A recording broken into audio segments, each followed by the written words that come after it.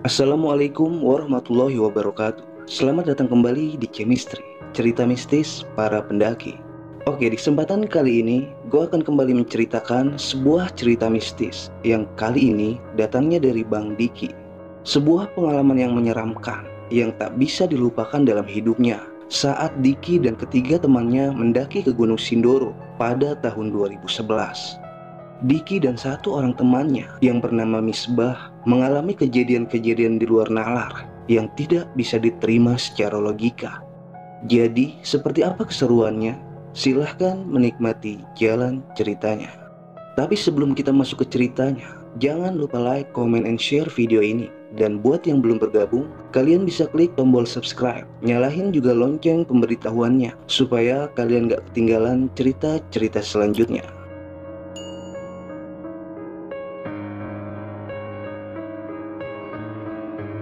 5 Agustus 2011, berawal dari Jakarta menuju Wonosobo, kami berempat memulai perjalanan yang penuh misteri.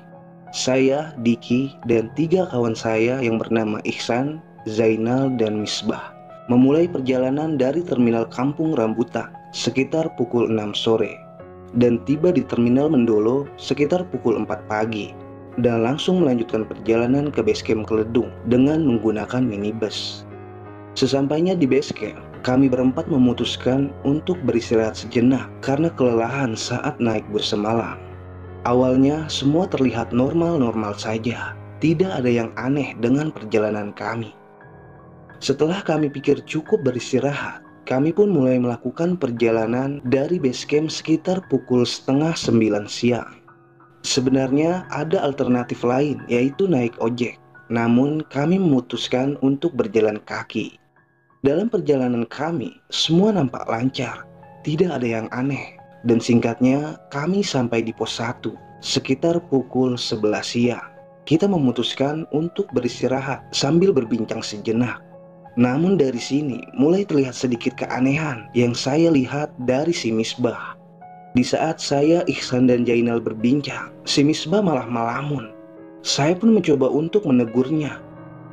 "Bah, lu kenapa sih diam aja? Sini kenapa ngobrol-ngobrol? Kalau naik gunung jangan ngelamun kayak gitu, pamali tau." Kemudian dia pun mulai bercerita. Usut punya usut, ternyata si Misbah ini ingin ikut mendaki bukan karena dia suka mendaki, melainkan mencoba untuk menghindari pasangannya. Karena saat ini mereka sedang ada masalah. Saya dan Zainal yang sudah beberapa kali naik gunung mencoba untuk menasehati Misbah. "Ya udah bah, kalau emang begitu ceritanya, jangan dipikirin dulu. Iya, dibawa santai aja. Kan kita niatnya kesini buat nikmatin alam."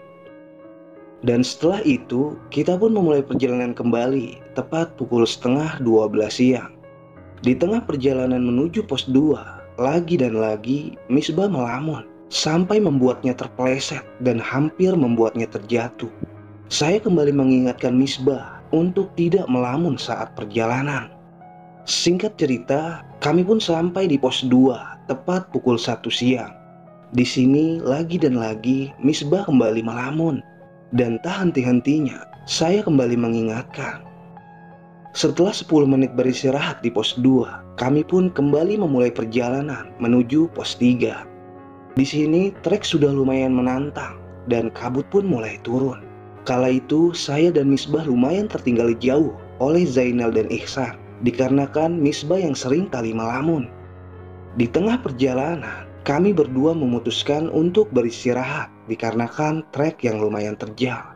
Cukup 5 menit kami beristirahat, saya dan Misbah pun kembali berjalan menuju pos 3. Dan sesampainya di sana, ternyata Zainal dan Ihsan sudah membuka kerilnya yang terlihat sedang mengeluarkan tenda. "Camp di sini jadinya nih." "Iya, di sini aja deh. Kayaknya udah mau turun hujan nih." Kami pun mendirikan tenda dengan menggunakan satu tenda yang berkapasitas untuk 6 orang. Tenda telah berdiri, kemudian dilanjutkan acara memasak. Dan setelah siap, karena lapar, kami pun segera menyantapnya. Kala itu, waktu sudah menunjukkan pukul 3 sore. Perlahan kabut mulai turun, dan hujan pun tak terelakkan. Kami pun segera masuk ke dalam tenda, kemudian mengobrol yang sesekali mengajak Misbah bercanda agar tidak terlalu memikirkan masalahnya. Sore telah berganti malam, hujan pun telah reda. Saatnya kami beristirahat. Kala itu hanya ada beberapa tenda yang berdiri di pos tersebut. Kami segera mengeluarkan sleeping bag untuk segera beristirahat, mengingat besok jam 3 pagi kami harus sudah terbangun untuk memulai summit. Sekitar pukul 11 malam, kami semua telah tertidur dengan lelapnya. Namun, keanehan demi keanehan mulai terjadi. Saat itu, saya dibangunkan oleh Misbah, dikarenakan Misbah mendengar suara seperti kerasak-kerusuk yang seperti mengitari tenda kami. Saya yang saat itu masih belum sadar sepenuhnya, tidak mendengar dengan jelas suara-suara di luar sana. Sampai Misbah yang mulai ketakutan pun kembali menyadarkan saya untuk mendengarkan apa yang ia dengar. "Dik, dengarkan?" "Iya, Bah." Saya pun segera mengambil senter dan mulai menyorot ke arah luar tenda, tentunya dari dalam tenda. Saat itu saya melihat bayangan seperti hewan. Oh, mungkin itu babi hutan yang sedang mencari makanan di area tersebut. Yang membuat perasaan semakin menegaskan kalau itu memang babi hutan adalah dengan suaranya yang khas terdengar dan sembari mengendus-endus. "Udah tidur, Bah, cuma babi hutan. Lagian makanan kita udah bungkus rapi kok.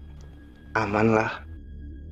Misbah yang sedikit tenang pun akhirnya mencoba untuk memejamkan mata kembali. Saya pun demikian. Tapi baru setengah jam saya tidur, Misbah kembali membangunkan saya. "Apalagi sih, Bah?" "Dik, gue takut, Dik." "Takut kenapa sih? Nggak ada apa-apa kok. Babi-babi itu emang lagi nyari makan aja." "Enggak, Dik. Ini beda. Suaranya yang gue denger beda. Bukan babi hutan, Dik. Tapi kayak suara seorang pria yang tertawa. Dan tertawanya itu ngebas banget, Dik." "Oh, mungkin itu pendaki yang di sana kali, Bah." "Enggak, Dik. Suaranya persis di sebelah tenda kita." "Masa sih?" "Iya, tadi gue denger jelas banget." "Yaudah tidurin aja. Apa mau pindah posisi? Lu di tengah nih." Akhirnya Misbah pun berpindah posisi dengan Diki. Tadinya Misbah di paling pinggir karena dia nggak mau di tengah, takut kenapa-kenapa dengan cowok-cowok. Tapi karena rasa takutnya sekarang, dia mau untuk tidur di tengah. Sementara waktu terus berlalu, malam semakin larut. Misbah pun akhirnya tidur. Tapi sekarang giliran saya. Di saat saya sedang memasuki antara tidur dan belum, tiba-tiba saja saya mendengar apa yang Misbah tadi dengar, yaitu suara seorang pria yang tertawa dengan nada yang sangat berat. Suara itu terdengar begitu nyata dari sisi luar tenda. Astagfirullahaladzim. Saya pun segera berdoa di dalam hati. Terus berdoa sebisa saya. Saya tidak mau membangunkan yang lainnya agar suasana tetap kondusif. Sampai akhirnya saya pun kembali tidur dalam keadaan takut. Waktu menunjukkan tepat pukul 4 pagi. Zainal telah terbangun karena ia telah set alarm. "Bangun-bangun woi, samit-samit." Setelah semua terbangun, kami pun segera bersiap untuk melakukan summit. Tapi di sini Misbah ternyata sakit. "Gue nggak ikut deh ke puncak. Badan gue panas dingin nih." "Ya ampun, Bah. Minum obat, Bah." Yaudah istirahat dulu aja, Bah. Kita nggak bakal maksa buat ke puncak kok." Setelah diberikan obat, Misbah pun kembali tertidur. Sementara mentari telah menampakkan wujudnya. Mereka memutuskan untuk tidak ke puncak karena kondisi Misbah yang masih belum membaik. Saya menyarankan yang lainnya untuk turun saja karena kondisi Misbah yang memang belum terlihat membaik. Wajahnya kali itu terlihat pucat. Sementara Zainal membuatkan kami sarapan. Setelah sarapan, sekitar pukul 9 pagi, kami pun memutuskan untuk merapihkan tenda dan segera bergegas untuk turun. Dalam perjalanan turun, Misbah nampak sedikit membaik, tapi saya tetap menjaganya dari belakang. Perjalanan turun begitu lambat, karena memang Misbah yang berjalan sangat pelan. Nah, disinilah keanehan yang sebenarnya terjadi. Kembali si Misbah ini melamun Tetapi kali ini berbeda, karena saat saya mencoba untuk mengingatkannya, seketika Misbah menatap ke arah saya dengan pandangan yang tajam, seolah memperingatkan saya untuk tidak mengganggunya. Ada yang aneh nih sama Misbah, tapi saya masih berpikir positif, kemudian melanjutkan perjalanan turun. Entah kenapa, Zainal dan Ihsan seperti asik berjalan turun. Ia seperti tidak tahu kalau Misbah sedang sakit. Sampai kemudian mereka berdua mulai menjauh dari pandangan. Dan disinilah keanehan semakin nampak. Saat saya dan Misbah sedang berjalan, tiba-tiba saja Misbah malah berjalan ke pinggir tebing. Saya yang melihatnya sontak meneriakinya, "Bah, hoi, Misbah!" Tapi dia tidak mendengar. Seketika saya pun mencoba mengejarnya. Dan sesaat sebelum saya menggapai tangannya, seketika seperti ada makhluk yang mendorong saya. Sehingga kami pun terperosok jatuh ke pinggir tebing yang dipenuhi semak-semak. Dan disinilah kami memulai perjalanan yang sesungguhnya. Setelah kami terjatuh, semuanya menjadi gelap gulita. Dan kala itu, saya melihat setitik cahaya yang perlahan mendekat ke arah saya, lalu semakin mendekat dan semakin terang. Dan kemudian cahaya tersebut seperti menabrak. Lalu entah bagaimana caranya, tiba-tiba saya berada di tengah keramaian. Lalu saya mencoba memperhatikan sekitar, dan ternyata saya sedang berada di tengah pasar yang begitu banyak orang-orang yang berjualan dan berlalu lalang. Karena suaranya terlalu ramai, saya pun mencoba untuk bertanya kepada salah satu pedagang di sana. Tapi ketika saya ingin bertanya ke pedagang tersebut malah menatap saya dengan pandangan tajam dan membuat saya enggan untuk bertanya. Saya pun mencoba untuk keluar dari keramaian tersebut. Entah kenapa pasar tersebut seperti tidak memiliki ujung, dan suasana di sana pun semakin membuat saya takut. Karena mereka semua mulai menatap ke arah saya dengan tatapan tajam, seperti seekor harimau yang sedang melihat mangsanya. Saya pun terus berjalan menyusuri pasar tersebut, berharap menemukan ujung pasar tersebut. Sampai suatu saat, saya seperti melihat Misbah yang sedang dirangkul oleh seseorang yang memakai jubah putih.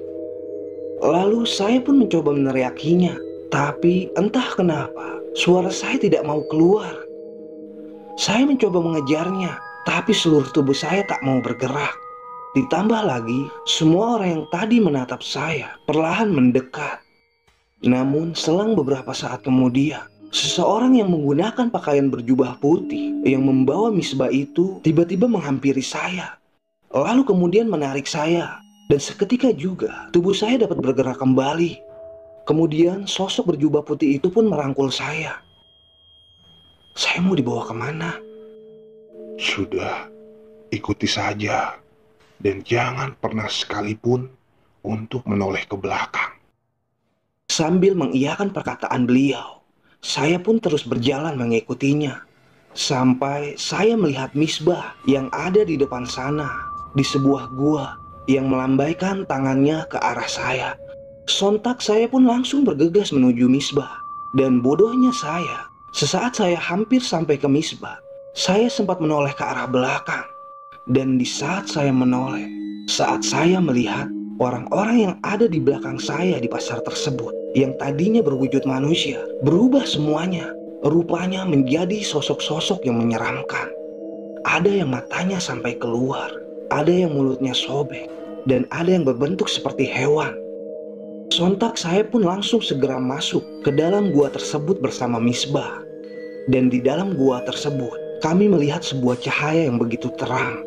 Dan kemudian dalam sekejap, tiba-tiba saya tersadar di sebuah tandu dengan beberapa luka lecet. Saya pun sempat melihat Misbah yang juga sedang ditandu. Kepala saya juga terasa sakit dan tidak lagi sanggup untuk melihat siapa yang menandu saya.